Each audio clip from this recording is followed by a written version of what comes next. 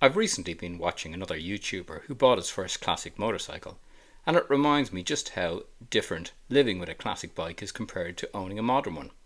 We all dream of classic motorcycles. Maybe it's because it was the bike we couldn't afford when we were young. Maybe it was the one your dad owned or you saw in a film. But owning one isn't just about riding it. It's about becoming part mechanic, part detective, part problem solver, and for me, it's actually part of the enjoyment. So, here's my question for you. If you own a classic motorcycle, what's the one thing you've learned that surprised you? And if you've never owned one, would you consider it? Let me know in the comments because I'd genuinely like to hear your experience. The real classic in my garage is this 1978 Laverda Alpino. I also own a 2001 Ducati Monster S4, which is 25 years old. It's getting there, but it's still not what I'd call a classic yet. The Laverda, on the other hand, certainly is. And I'm not even talking about vintage motorcycles here. I got this Laverda in boxes. It took a huge amount of work to turn it into a motorcycle that could actually be ridden, and because of that, I probably have a much closer connection to it than any other bike I've owned. I still remember the first proper ride. By the time I got home, the bottom of the side stand had disappeared, and so had the rear light. That was when I realised that restoration wasn't actually finished, it had just entered the next phase. Now, if that happened on my modern Suzuki GSX 8S, I'd probably think something was seriously wrong. On a classic you just think, right, what vibrated loose this time? Every ride out becomes an adventure. You don't set off wondering where you're going. You often set off wondering what part is going to fall off before you get there. One of the reasons I call this bike the bike that keeps giving, or taking at that matter. One thing about older motorcycles is that they vibrate, and this early Laverda is no exception because it doesn't have a balanced shaft. Before long, I discovered that the side panels on these are famous for falling off, and sure enough, mine did exactly that. The solution: a little tread lock, a discreet cable tie, and a regular check over the bike after every ride. Owning a classic motorcycle teaches you two things very quickly. Tread lock is your best friend, and cable ties are your second best friend. Indicators, mirrors, brackets, anything can work loose if you don't keep your eye on it. After one classic run, I rode the nearly 2 hours ride home thinking, this bike is getting smoother every mile. It wasn't getting smoother, it was getting louder because somewhere along the road the silencer had quietly resigned and stayed behind.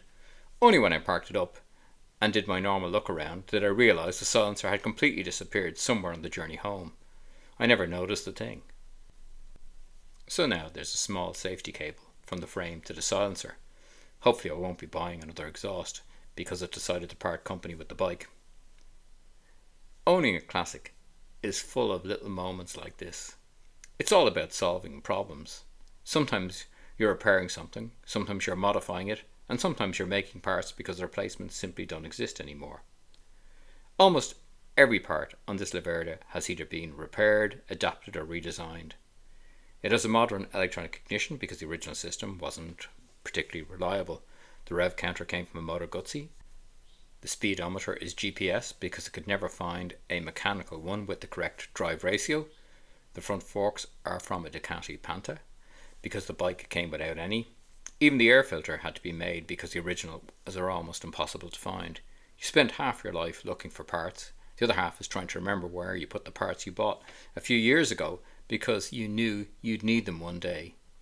If originality is important to you, don't look too closely at this bike. For some people, that probably sounds like a nightmare. For me, it's part of the enjoyment. You don't just ride a classic motorcycle, you get involved with it.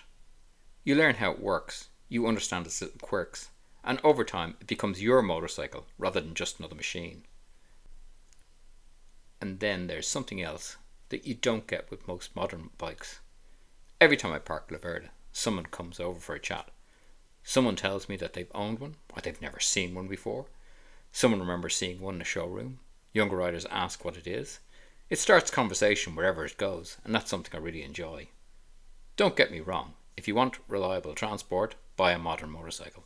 That's exactly why I have the Suzuki GSX 8S. The Suzuki starts every time, parts never drop off, it just asks for petrol. But if you enjoy learning new skills, solving problems, preserving a little bit of motorcycle history, and riding something with real character, then I honestly think everyone should own a classic motorcycle at least once. You just don't own a classic motorcycle, you get involved with it. Classic motorcycles don't really break down. They simply provide unexpected maintenance opportunities, and after every ride, it's a quick look around the bike to make sure it's all still there. Nobody tells you this before you buy your first classic. You don't actually own the motorcycle. The motorcycle owns a little bit of your spare time, your garage space, and your wallet. And strange enough, you wouldn't have it any other way. I'd love to hear your thoughts. Do you own a classic motorcycle? What's the funniest or strangest, most frustrating thing that's ever happened to you? Or if you've always wanted one, what bike would it be? Let me know in the comments, because I'm sure we've all got a story to tell. Please like, comment, share, subscribe. Thank you.